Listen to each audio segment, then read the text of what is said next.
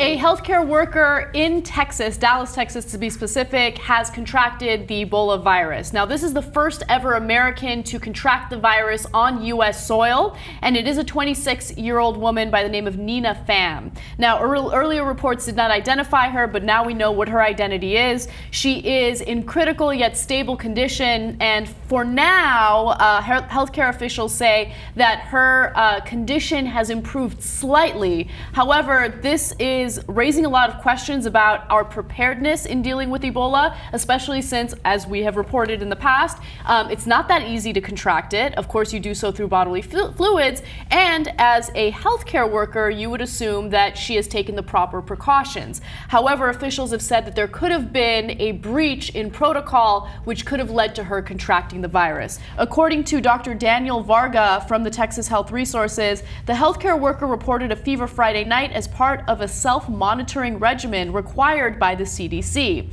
The worker wore a gown, gloves, mask, and shield while she cared for Duncan, who was, of course, the man from West Africa who was being treated for Ebola in Dallas, during his second visit to the Texas Health Presbyterian Hospital. Now, he had already contracted it when he got here, and by the time he came to this hospital for a second time, he was fairly well advanced in the disease. With her, we've caught it a little bit earlier on. Some have survived, of course. Now, you shouldn't be overly optimistic or pessimistic about the situation. We'll see how it develops here. But to be honest, it scares me, right? Of course. Now, look, you shouldn't panic. Doesn't mean you got to like walk around in a hazmat suit in Minneapolis because a nurse got it in Texas. On the other hand, you know, they say, as you just said, you know, she wore all the proper equipment and she got it anyway. And then they're a little unclear on whether you can get it through sweat or saliva, right? They're very clear that if you exchange bodily fluids, blood, semen, vomit, etc., that you can certainly get it that way. And now the fluids could be on you when, not just if it comes through like a scar, okay, or open wound, or etc. Yeah, that, again, that's easy. We get it. We understand it. But apparently, like, for, let's say you have it on your fingers and you touch your mouth. Yes, you can definitely contract the virus that way. As long as the bodily fluid is exposed to some opening in your body, whether it's a wound, whether it's your eyes. If you rub your eyes while your hands are contaminated, see, that's scary. Yeah, you can contract it. I mean, look, I want to be fair and honest when we cover this story. I don't think that there should be any fear-mongering, but at the same time, this is a serious virus that can be contracted through rubbing your eyes if you are contaminated with the bodily fluids.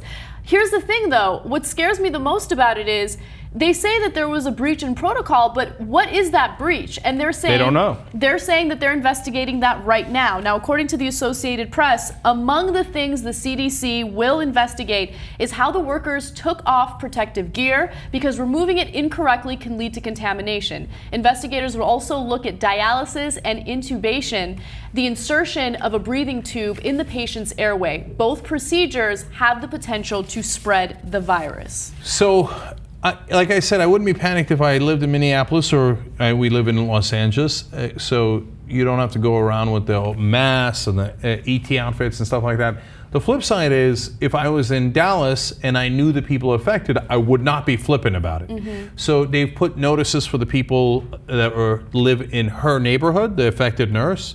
And some of the guys were interesting. They were like, well, nothing I could do about it, so I went back to sleep. Yeah, so there was a guy who is living in the same neighborhood as her, not in the same apartment complex, but a neighbor.